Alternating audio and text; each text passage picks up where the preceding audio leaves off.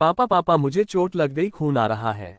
5 साल के बच्चे के मुंह से सुनना था कि पापा सब कुछ छोड़ छाड़ कर गोदी में उठाकर 1 किलोमीटर की दूरी पर क्लिनिक तक भाग भाग कर ही पहुंच गए। दुकान, कैश काउंटर सब नौकर के भरोसे छोड़ आए। सीधा डॉक्टर के केबिन में दाखिल होते हुए डॉक्टर को बोले, देखिए देखिए डॉक्टर, मेरे बेटे को क्या हो गया। डॉक्टर साहब ने देखते हुए कहा, अरे भाई साहब, घबराने की कोई बात है, मामूली चोट है, ड्रेसिंग कर दी है, ठीक हो जाएगी। पिता फिर बोले, डॉक्टर साहब कुछ पेन किलर दवा लिख देते, दर्द कम हो जाता। अच्छी से अच्छी दवाइयां लिख देते ताकि जख्म जल्दी ठीक हो जाए व घाव भर जाए। डॉक्टर बोले, अरे भाई साहब क्यों इतने चिंतित हो रहे हो, कुछ नहीं हुआ है, 3-4 दिन में ठीक हो जाएगा। पिता फिर बोले, पर डॉक्टर साहब इसको रात को नींद तो आ जाएगी ना। डॉक्टर, अरे हाँ भाई हाँ, निश्चित रहो।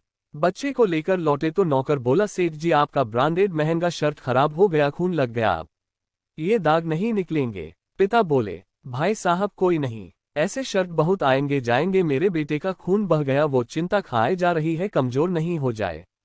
तू जा एक काम कर, थोड़े सूखे मेवे फ्रूट ले आ, इसे खिलाना पड़ेगा, और दुकान तुम मंगल कर लेना, मैं चलता हूँ घर पर। इस घटना के 40 साल बाद दुकान शोरूम में तब्दील हो गई है। भाई साहब का बेटा बिजनेस बखूबी संभाल रहा है। भाई साहब रिटायर्ड हो चुके हैं, घर पर ही रहते हैं। तभी घर से बेटे की पत्नी का फोन आता है। पत्नी, अजी सुनते हो, ये आपके पिताजी पलंग से गिर गए हैं, सर पर से खून आ रहा है।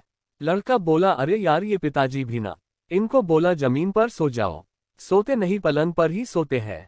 अरे रामू काका जाओ तो घर पर पिताजी को डॉक्टर अंकल के पास लेकर आओ, मैं मिलता हूँ वही। बूढ़े हो चुके रामू काका चलकर धीरे धीरे घर जाते हैं। तब तक सेठ जी का काफी खून बह चुका था। बहू मुंह चढ़ाकर बोली, ले जाओ जल्दी, पूरा महंगा कालीन खराब हो गया है। रामू काका जैसे तैसे तेज साइकिल रिक्शा में सेठ जी को डालकर क्लिनिक ले गए, लेकिन बेटा अब तक नहीं पहुंचा था। रामू काका ने फोन किया तो बोला, अरे यार वो कार की चाबी नहीं मिल रहा थी, अभी मिली है, थोड़े कस्टमर भी है, आप बैठो, लेकर मैं आता हूँ।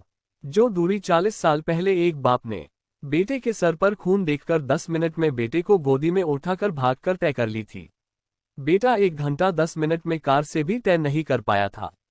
डॉक्टर ने जैसे ही भाई साहब को देखा, उनको अंदर ले गए, इलाज चालू किया। तब तक बेटा भी पहुंच गया। डॉक्टर अंकल बोले, बेटे खून बहुत बह गया है, एडमिट कर देते तो ठीक रहता। बेटा बोला, अरे कुछ नहीं डॉक्टर साहब, आप ड्रेसिंग कर दो, ठीक हो जाएगा 2-4 दिन में। डॉक्टर अंकल बोले, ठीक है, कुछ दवाइयाँ लिख देता हूँ, थोड़ी महंगी है लेकिन आराम जल्दी हो जाएगा। लड़का बोला, अरे डॉक्टर अंकल चलेगा, 4-5 दिन ज्यादा लगेंगे ठीक होने में, तो अब इतनी महंगी दवाइयों की क्या जरूरत। लड़का बोला, चलो मुझे निकलना पड़ेगा, शोरूम पर कोई नहीं है। ये सुनते ही डॉक्टर अंकल के सब्र का बांध टूट गया और 40 साल पहले की घटना पूरी सुनाई। बेटे के आंख में अविरल अश्रुधारा बह रही थी। तभी बहू का फोन आया, वो महंगा कालीन खराब हो गया है, क्या करूं। बेटा बोला, कालीन ही खराब हुआ है ना, नया आ जाएगा, तुम पलंग पर नया चद्दर और गद्दा डालो, मैं पिताजी को लेकर आ रहा हूं। भाई साहब के आंखों में आंसू थे और ये खुशी के थे। चोट का दर्द गायब था, बेटे के अपनेपन ने सब भुला दिया। बस अब तो मौत भी आ जाए तो स्वीकार है। मित्रों, ये आज की हकीकत है।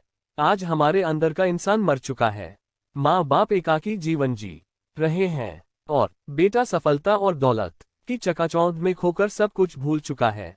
कहानी दिल को छुए तो दोस्तों को जरूर शेयर करें, आत्मचिंतन करने योग्य है।